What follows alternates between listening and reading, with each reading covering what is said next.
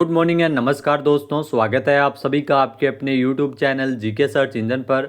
तो दोस्तों, आज के इस वीडियो में हम बात करने जा रहे हैं 2 से लेकर 3 नवंबर के राजस्थान करंट अफेयर्स की। तो पूरा वीडियो बहुत ध्यान से देखना। वीडियो के एंड में मैं आपसे क्वेश्चन पूछूंगा जिसका आंसर आप सभी को कमेंट बॉक्स में देना था। तो पिछले वीडियो में मैंने जो क्वेश्चन पूछा था वो था, हाल ही में राजस्थान का पहला वरिष्ठ जन अटल क्लब का लोकार्पण कहाँ किया गया था। तो राजस्थान के जयपुर में इस क्लब का लोकार्पण किया गया था। बी ऑप्शन यहाँ पर बिल्कुल सही था। जिन दोस्तों ने बी ऑप्शन कमेंट बॉक्स में सही जवाब दिया था उनको हार्दिक शुभकामनाएं। तो राजस्थान का पहला वरिष्ठ जन अटल क्लब का लोकार्पण जयपुर में किया गया था। जी हाँ, नगर निगम ग्रेटर की जयपुर की जो ये राजस्थान का पहला अटल क्लब है जो समर्पित किया गया था महापौर डॉक्टर सौम्या गुर्जर के द्वारा वन विहार कॉलोनी मालवीय नगर में इस क्लब का लोकार्पण किया गया था। ये प्रदेश का पहला ऐसा क्लब है जो वरिष्ठ नागरिकों को लेकर समर्पित है। इसमें 60 साल से अधिक उम्र के लिए जो सभी प्रकार की सुविधाओं का ध्यान रखा गया है। इसके अनुभव से समाज को एक नई दिशा मिलेगी। क्लब में वरिष्ठ जन मार्गदर्शन की भूमिका निभाएंगे। तो चलिए शुरू करते हैं आज के राजस्थान करंट अफेयर्स। पहला क्वेश्चन है, राजस्थान में गंग नहर सुशासन के 100 वर्ष समारोह है, इसकी शुरुआत कब से की जाएगी। तो यह समारोह की शुरुआत 5 दिसंबर 2025 से की जाएगी राजस्थान में, यानी कि बी ऑप्शन यहाँ पर बिल्कुल सही हो जाएगा। आइए जानते हैं इंपॉर्टेंट फैक्ट्स। तो गंग नहर सुशासन के 100 वर्ष समारोह है जिसका आयोजन है वो 5 दिसंबर 2025 से लेकर 26 अक्टूबर 2027 तक इन समारोह का आयोजन है वो किया जाएगा। जहाँ गंग नहर के शिलान्यास से लेकर उसके निर्माण कार्य पूर्ण होने के 100 वर्ष के उपलक्ष्य में राज्य के 4 जिलों में यानी गंगानगर, हनुमानगढ़, बीकानेर और चूरू यहाँ पर गंग नहर के सुशासन के 100 वर्ष समारोह का आयोजन किया जाएगा। समारोह की शुरुआत ऑफिशियल रूप से 5 दिसंबर 2025 को फिरोजपुर से की जाएगी, जबकि इसका समापन है वो शिवपुर हेड से 26 अक्टूबर 2027 के तक इसमें कार्यक्रमों का आयोजन है वो इस दौरान किया जाएगा। नेक्स्ट क्वेश्चन है, अल आइन में चल रहे पैरा शूटिंग वर्ल्ड कप में राजस्थान की Paralympic gold medalist Avani Lekhara ने कौन सा मेडल जीता है। जयपुर से है अवनी लेखरा, इन्होंने स्वर्ण पदक भी जीता और रजत पदक भी जीता है, यानी कि सी ऑप्शन यहाँ पर बिल्कुल सही, उपरोक्त दोनों। आइए जानते हैं इंपॉर्टेंट फैक्ट्स। तो दोस्तों, संयुक्त अरब अमीरात के अल आइन में चल रहे पैरा शूटिंग वर्ल्ड कप में Paralympic gold medalist Avani Lekhara, जिन्होंने एक गोल्ड मेडल और एक सिल्वर मेडल जीता है। अवनी ने gold medal metre rifle standing event में जीता है, जबकि अवनी ने 249.8 अंकों के साथ गोल्ड मेडल जीता है। जबकि 50 मीटर, जहाँ ये 10 मीटर एयर राइफल स्पर्धा में जीता था और ये 50 मीटर जो राइफल 3 पोजीशन स्पर्धा में ये जीता है सिल्वर मेडल। तो ध्यान रखना, 2 मेडल जीते हैं, एक गोल्ड मेडल जीता गया प्लस एक सिल्वर मेडल जीता गया है। इस तरह इस वर्ल्ड कप में 2 मेडल जीतने में सफलता हासिल की है। अवनी लेखरा लगातार 2 पैरालंपिक में गोल्ड मेडल जीतने वाली पहली निशानेबाज बनी है। नेक्स्ट क्वेश्चन है, हाल ही में किसके द्वारा लिखित पुस्तक भावेश जो कह न सका, इसका विमोचन किया जाएगा। तो ये पुस्तक लिखी है सूरज सिंह नेगी ने, यानी कि बी ऑप्शन यहाँ पर बिल्कुल सही है, जो आप तस्वीर में देख सकते हैं। आइए जानते हैं इंपॉर्टेंट फैक्ट्स। तो ग्रास रूट मीडिया फाउंडेशन के जो पाठक पर्व में 5 नवंबर को किशोर होते हुए जो बच्चों के जीवन पर विचार विमर्श करने वाली पुस्तक भावेश जो कह न सका, इसका विमोचन किया जाएगा। राज्य के सहकारिता एवं नागरिक उड्डयन मंत्री गौतम कुमार दत्त इस पुस्तक का विमोचन करेंगे। साहित्यकार सूरज सिंह नेगी की यह पुस्तक जिसका नाम है भावेश जो कह न सका, इसमें किशोर वय के बच्चों में तो जीवन से जुड़ी प्रश्नों की पड़ताल करती है। मसलन माँ बाप की ऊंची महत्वाकांक्षाएं, आंखों में देखे गए सपने अपने बच्चों पर थोपने के क्या परिणाम होते हैं, इस पे आधारित है यह पुस्तक। नेक्स्ट क्वेश्चन है, हाल ही में किसने 16वीं कूडो नेशनल टूर्नामेंट 6ठी कूडो फेडरेशन कप का दोहरा खिताब जीता है। तो राजस्थान की टीम ने खिताब जीता है, बी ऑप्शन यहाँ पर बिल्कुल सही है। आइए जानते हैं इंपॉर्टेंट फैक्ट्स। तो युवा एवं खेल मंत्रालय भारत सरकार की जो मान्यता प्राप्त फिक्की एसोसिएशन के द्वारा 16वीं कूडो नेशनल टूर्नामेंट और 6ठी कूडो फेडरेशन कप और 17वीं जो Akshay Kumar Koodo international tournament का आयोजन गुजरात के सूरत में पंडित दीनदयाल इंडोर स्टेडियम में किया गया, जिसमें राजस्थान के द्वारा तो 250 कूडो के खिलाड़ियों ने अपने इसमें हिस्सा लिया था। और 16वीं कूडो नेशनल टूर्नामेंट और 6ठी कूडो फेडरेशन कप में लगातार 10वीं बार दोहरी चैंपियनशिप ट्रॉफी जीतकर एक रिकॉर्ड बनाया है। 32 राज्यों से तकरीबन 4500 से अधिक कूडो के खिलाड़ियों ने हिस्सा लिया था और फिक्की एसोसिएशन के द्वारा 150 से अधिक अधिकृत रेफरी ऑफिशियल्स ने इसमें हिस्सा लिया था। नेक्स्ट क्वेश्चन है, हाल ही में राजस्थान में धर्मांतरण विरोधी कानून कब से लागू हुआ है? तो राजस्थान में इस कानून को लागू किया गया है 31 अक्टूबर से, यानी कि बी ऑप्शन यहाँ पर बिल्कुल सही है। आइए जानते हैं इंपॉर्टेंट फैक्ट्स। तो राजस्थान में अब धर्मांतरण विरोधी कानून अस्तित्व में आ गया है, यानी 31 अक्टूबर से धर्मांतरण से जुड़े मामलों के लिए जो नए कानून के तहत केस दर्ज किया जाएगा। राज्य सरकार के गृह विभाग ने इसके लिए गजट नोटिफिकेशन भी जारी किया था। राजस्थान में लागू हुए धर्मांतरण विरोधी कानून के तहत अपनी मर्जी से धर्म परिवर्तन के लिए पहले सरकार से मंजूरी लेनी होगी। हालांकि मूल धर्म यानी हिंदू धर्म में घर वापसी करने पर यह कानून लागू नहीं होगा। ये कानून बिल के रूप में राज्य विधानसभा में 9 सितंबर 2025 को पारित किया गया था। ये डेट भी आपको ध्यान में रखनी है। नेक्स्ट क्वेश्चन है, हाल ही में अल्ट्रा वायलेंट सोलर और लिथना एनर्जी की साझेदारी के तहत कहां पर अत्याधुनिक battery energy storage system manufacturing unit शुरू हुआ है? तो जयपुर में इस यूनिट की शुरुआत है वो की गई है, यानी कि ए ऑप्शन यहाँ पर बिल्कुल सही है। आइए जानते हैं इंपॉर्टेंट फैक्ट।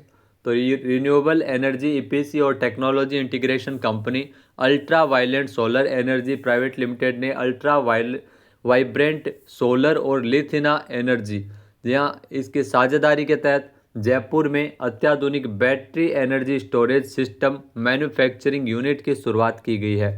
यह यूनिट भारत की ऊर्जा भंडारण क्षमता को नई दिशा देगी, मेक इन इंडिया के तहत ऊर्जा आत्मनिर्भरता को मजबूत करेगी।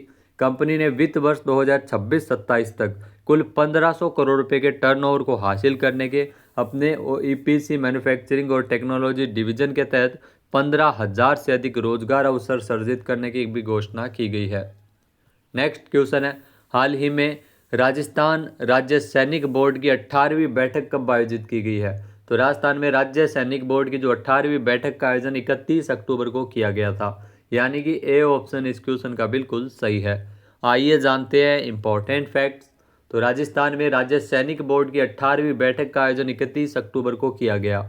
इस अवसर पर राजस्थान के जो राज्यपाल है हरिबाबू बागड़े, उनके द्वारा सैनिक वेलफेयर पोर्टल का लोकार्पण किया गया था, शुभारंभ किया गया था। राज्यपाल ने पूर्व सैनिकों के लिए वृद्धाश्रम, एकीकृत परिसर, बलिदानी योद्धाओं के नाम पर विद्यालय और सार्वजनिक स्थलों के नामकरण समयबद्ध पर निर्णय करने को लेकर सैद्धांतिक स्वीकृति जारी की है। नेक्स्ट क्वेश्चन है, हाल ही में किस देश के 29 सदस्यीय उच्च स्तरीय प्रतिनिधि मंडल ने राजस्थान का भ्रमण किया था और महत्वपूर्ण मुद्दों पर चर्चा की? तो इथियोपिया के तो 29 सदस्यीय प्रतिमंडल के द्वारा राजस्थान में इसमें भ्रमण किया गया था। ए ऑप्शन यहाँ पर बिल्कुल सही है। आइए जानते हैं इंपॉर्टेंट फैक्ट्स। तो दोस्तों, इथियोपिया सरकार के 29 सदस्यीय उच्च स्तरीय प्रतिनिधि मंडल ने राजस्थान का दौरा किया था। यहाँ इस प्रतिनिधि मंडल ने अलवर जिले के विभिन्न ग्रामों का भ्रमण किया, जहाँ पर उन्होंने राजीविका द्वारा संचालित स्वयं सहायता समूह, ग्राम संगठन तथा क्लस्टर स्तरीय महासंघ की कार्य प्रणाली को समझा था। नेक्स्ट क्वेश्चन है, हाल ही में पीएम कुसुम योजना के कंपोनेंट सी के तहत राज्य में 31 अक्टूबर को एक ही दिन में कुल 9.28 मेगावाट क्षमता के कितने सौर ऊर्जा संयंत्र स्थापित किए गए थे? तो कुल 5 सौर ऊर्जा संयंत्र अब इस दौरान स्थापित किए गए, यानी कि डी ऑप्शन यहाँ पर बिल्कुल सही है। आइए जानते हैं इंपॉर्टेंट फैक्ट्स।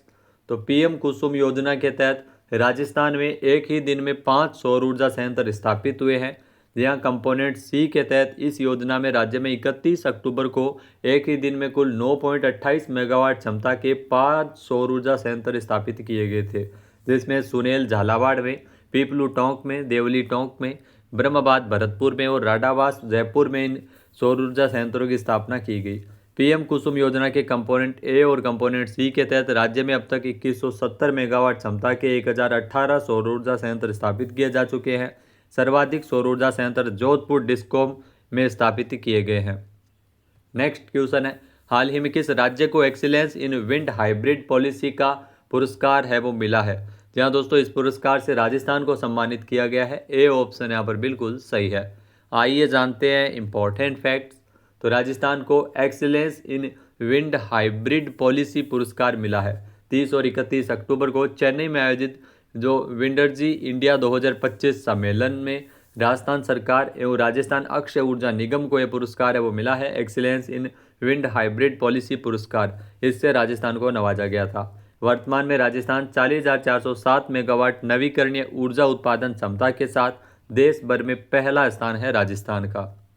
नेक्स्ट क्वेश्चन है, हाल ही में किस राज्य की गोगाबिल झील को रामसर साइट का दर्जा मिला है? तो ये भी आपको ध्यान में रखना है, गोगाबिल झील ये बिहार की है जिसे रामसर साइट की सूची में शामिल किया गया है। बी ऑप्शन यहाँ पर बिल्कुल सही है।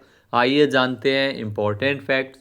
तो दोस्तों बिहार की गोगाबिल झील को रामसर साइट में शामिल किया गया है। ये देश का 94वां और बिहार का छठा रामसर स्थल बना है। यहाँ सितंबर 2025 में ही बिहार की 2 झीलों को रामसर सूची में शामिल किया गया था पिछले दिनों, जिसमें उदयपुर झील थी जो पश्चिम चंपारण बिहार में है और गोकुल जलाशय ये बक्सर बिहार में है। इनको अभी पहले रामसर साइट का दर्जा मिल चुका है और अब गोगाबिल झील को भी रामसर साइट की सूची में शामिल किया गया है। राजस्थान से रामसर स्थलों की संख्या 4 है, जिसमें केवलादेव राष्ट्रीय अभयारण्य जिसे 1981 में दर्जा मिला था, फिर सांबर झील को 1990 में, मेनार गांव उदयपुर को 5 जून 2025 को और खिंचन फलोदी को 5 जून 2025 को रामसर साइट का दर्जा दिया गया था। रामसर सिटी है उदयपुर 24 जनवरी 2025 के अकॉर्डिंग। नेक्स्ट है, हाल ही में भारतीय महिला टीम ने किसे हराकर आईसीसी महिला वनडे वर्ल्ड कप का खिताब जीता है? यहाँ दोस्तों भारतीय महिला क्रिकेट टीम के द्वारा दक्षिणी अफ्रीका को हराकर खिताब जीता गया है, यानी कि ए ऑप्शन यहाँ पर बिल्कुल सही है। भारतीय टीम चैंपियन बनी है। आइए जानते हैं इंपॉर्टेंट फैक्ट्स। तो भारतीय महिला टीम ने आईसीसी महिला वनडे वर्ल्ड कप 2025 का खिताब जीतकर इतिहास रचा है। ये पहला मौका रहा है जब भारत ने महिला वर्ल्ड कप का खिताब अपने नाम किया है। हरमनप्रीत कौर के नेतृत्व वाली भारतीय महिला टीम ने फाइनल में दक्षिणी अफ्रीका को 52 रन से हराकर ये खिताब जीता है। भारत के रूप में दुनिया को 25 साल बाद नया वर्ल्ड चैंपियन मिला है। भारत ने इससे पहले 2005 और 2017 महिला वनडे वर्ल्ड कप के फाइनल में प्रवेश किया था, लेकिन ट्रॉफी जीतने से चूक गई थी। बात करते हैं आज के हमारे क्विज के, जिसका आंसर आप सभी को कमेंट बॉक्स में देना है। तो आज का क्विज है वर्ष 2024-25 का अखिल भारतीय समन्वित मसाला अनुसंधान परियोजना मसाला केंद्र पुरस्कार किसे मिला है? एक बार फिर से सुनिएगा, 2024-25 के लिए AICRPS मसाला केंद्र पुरस्कार से किसे सम्मानित किया गया है? सही आंसर आपको कमेंट बॉक्स में देना है। और अगर ये वीडियो आपको पसंद आए तो इसे आप लाइक और शेयर करना बिल्कुल न भूलिएगा। चैनल पर नए जुड़े हो, सब्सक्राइब नहीं किया है तो भी सब्सक्राइब बटन पर क्लिक करें। इस वीडियो की जो PDF फाइल है वो आप वीडियो के डिस्क्रिप्शन बॉक्स से डाउनलोड कर सकते हैं। क्वेश्चन आंसर आप वोट करके भी कर सकते हैं। दोस्तों कल शादी में गए थे, इस वजह से आपको कल वीडियो नहीं मिल पाया। आज 2 दिनों के आपको टोटल 12 क्वेश्चन है वो प्रोवाइड करवाए गए हैं, जिसमें 10 राजस्थान करंट अफेयर्स के लेटेस्ट क्वेश्चन है। जय हिंद, जय भारत, जय राजस्थान।